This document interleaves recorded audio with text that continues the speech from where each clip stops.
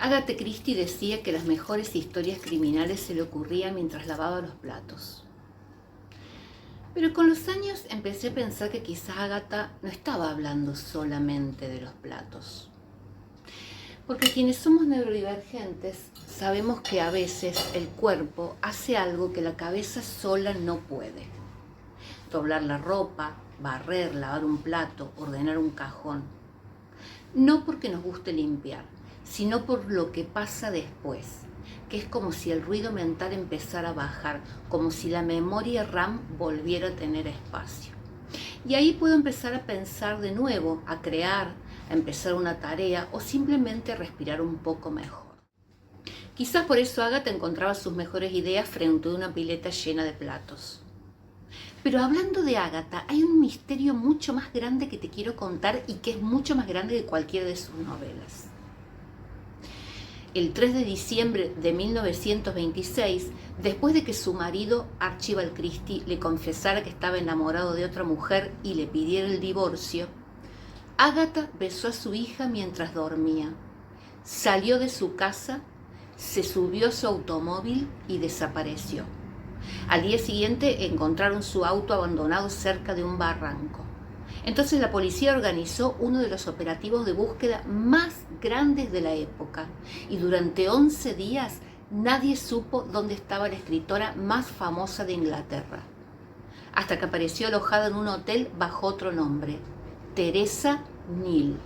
Curiosamente el apellido de la mujer por la que su marido la había dejado. Cuando la encontraron estaba totalmente desorientada y nunca pudo reconstruir con claridad lo ocurrido durante esos 11 días. Aunque distintas teorías, algunos hablan de una fuga voluntaria, otros de una crisis emocional profunda y otros creen que jamás sabremos exactamente qué pasó. Yo tampoco tengo esa respuesta y sería muy irresponsable inventarla. Pero hay algo que me resulta profundamente llamativo. Quienes conocemos el burnout, la visión de túnel o esa extraña forma que tiene nuestro cerebro de perder la noción del tiempo cuando atraviesa un colapso, no podemos evitar reconocer algo familiar en esta historia. No estoy diciendo que Agatha haya tenido un episodio de ceguera temporal. Estoy diciendo que muchas personas neurodivergentes leemos este episodio de una manera totalmente distinta, porque conocemos en carne propia lo extraña que puede volverse la percepción del tiempo cuando el sistema nervioso llega al límite. Los cuadernos de Agatha Christie son para mí una de las pruebas más fascinantes de cómo una mente puede pensar de manera completamente distinta.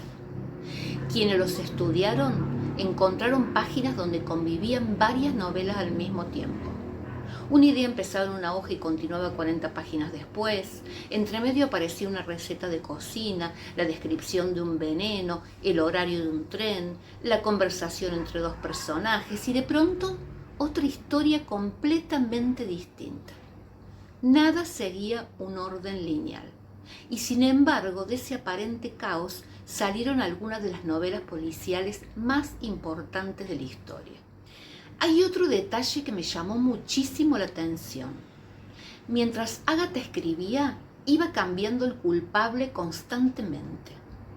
Agatha anotaba un nombre, lo tachaba, probaba otro, volvía atrás, abría una posibilidad distinta, como si su cabeza estuviera resolviendo varias partidas de ajedrez al mismo tiempo. Y mientras veía esas páginas pensé algo. Quizás esos manuscritos no muestren desorden, quizás muestran el recorrido de una mente pensando, porque no todas las personas pensamos de manera lineal. Algunas construimos ideas por asociaciones, saltando, volviendo, conectando cosas que en apariencia no tienen ninguna relación. Y justamente ahí aparece otro detalle que siempre me fascinó. Los dos investigadores más famosos creados por Agatha Christie parecen representar dos maneras completamente diferentes de entender la realidad. Por un lado, Hércules Poirot observa el mundo buscando orden. Clasifica, organiza, analiza, necesita que cada pieza encaje perfectamente y exactamente donde corresponde. Miss Marple en cambio, llega a las conclusiones de otra manera.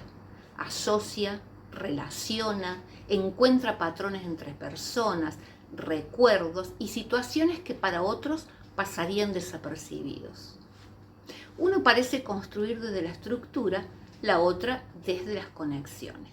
Y siempre me pregunto si sin proponérselo, Ágata terminó mostrando que no existe una única forma inteligente de pensar. Después, cuando uno empieza a conocer su biografía, aparecen otros datos interesantes. Por ejemplo, sabemos que tenía dislexia y disgrafía, dos condiciones que sí estaban reconocidas en su época. Sus manuscritos eran tan difíciles de leer que tuvo que recurrir a contratar secretarias para que pudieran transcribirle correctamente sus textos. También describía una enorme incomodidad en situaciones sociales. Odiaba las multitudes, las fiestas y sobre todo odiaba hablar en público. En su autobiografía escribió que muchas veces se sentía como una observadora de la raza humana, como si estuviera mirando desde afuera. Y esa es una descripción con la que muchas personas autistas nos sentimos identificadas. Cuando un tema despertaba su interés, se sumergía en él con una profundidad impresionante. Estudiaba toxicología, por ejemplo, con un nivel de detalle casi académico, porque usaba esos datos para sus novelas de ficción.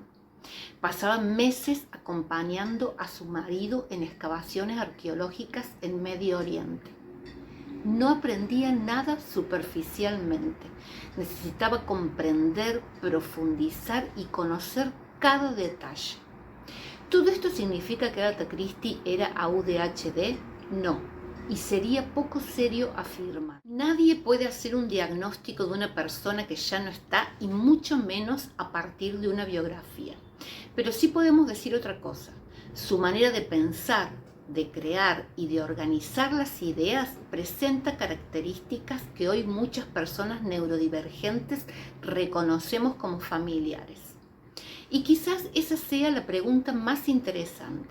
No si Ágata era o no era neurodivergente, sino qué podemos aprender de una mujer que convirtió una manera distinta de pensar en una de las obras literarias más extraordinarias del siglo XX. Porque a veces aquello que durante años parece un defecto termina siendo exactamente el lugar desde donde nace el talento. Y ahora sí, vuelvo a los platos. Porque quizás Ágata tenía razón, tal vez no era el agua, ni el detergente, ni la cocina. Tal vez mientras sus manos limpiaban los platos, su cabeza encontraba el silencio necesario para que las ideas empezaran a hablar entre ellas. Y quién sabe, a lo mejor más de uno de los grandes misterios de la literatura nació exactamente así, entre la espuma y un plato recién lavado. Gracias por llegar hasta acá. Si te gustó, compartilo y seguime.